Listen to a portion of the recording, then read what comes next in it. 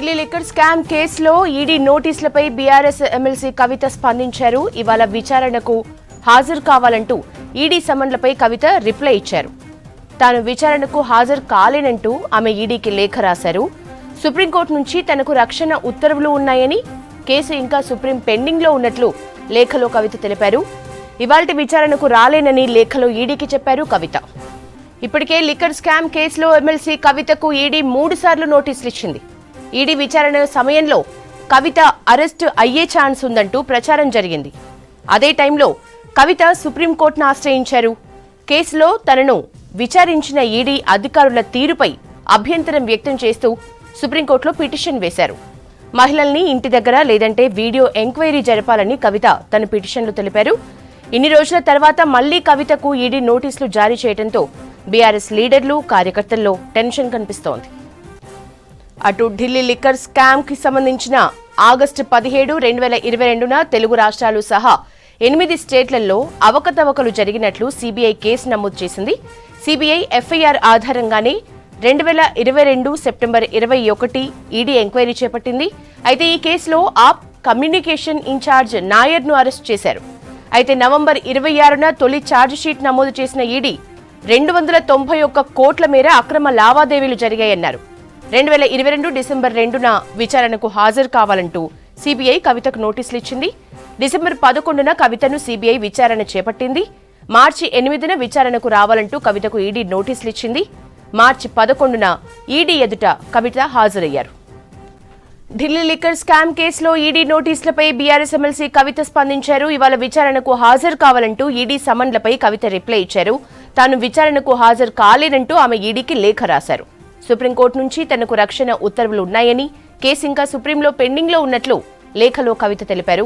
ఇవాల్టి విచారణకు రాలేనని లేఖలో ఈడీకి చెప్పారు కవిత. ఇప్పటికే లిక్కర్ స్కామ్ కేసులో ఎమ్మెల్సీ కవితకు ఈడీ 3 సార్లు నోటీసులు ఇచ్చారు.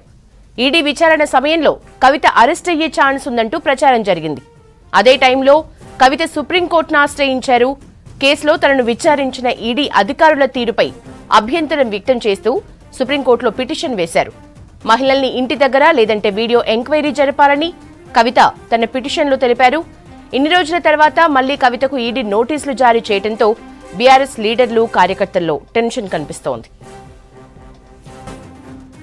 అటు ఢిల్లీ లిక్కర్ స్కామ్ కి సంబంధించి ఆగస్టు 17, 2022న తెలుగు రాష్ట్రాలు సహా 8 స్టేట్స్లలో అవకతవకలు జరిగినట్లు సీబీఐ కేసు నమోదు చేసింది.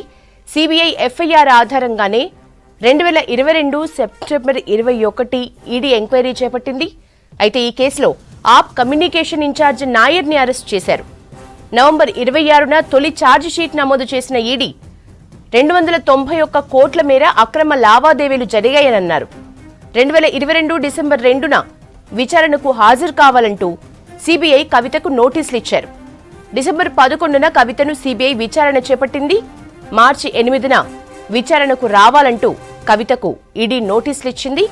మార్చి 11న ఈడీ ఎదుట కవిత హాజరయ్యారు.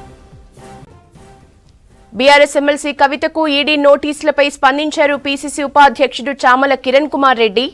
కవితకు నోటీసులు ఇచ్చి బీజేపీ సరికొత్త డ్రామాకు తెరలేపిందన్నారు. లోక్సభ ఎన్నికల్లో లబ్ధి పొందేందుకే ఈడీ సమన్ల డ్రామా ఆడుతోందని ఫైర్ అయ్యారు. లిక్కర్ కేసులో కవితపై చర్యలు ఎందుకు తీసుకోలేదో ప్రజలందరికీ తెలుసన్నారు కిరణ్ కుమార్ రెడ్డి.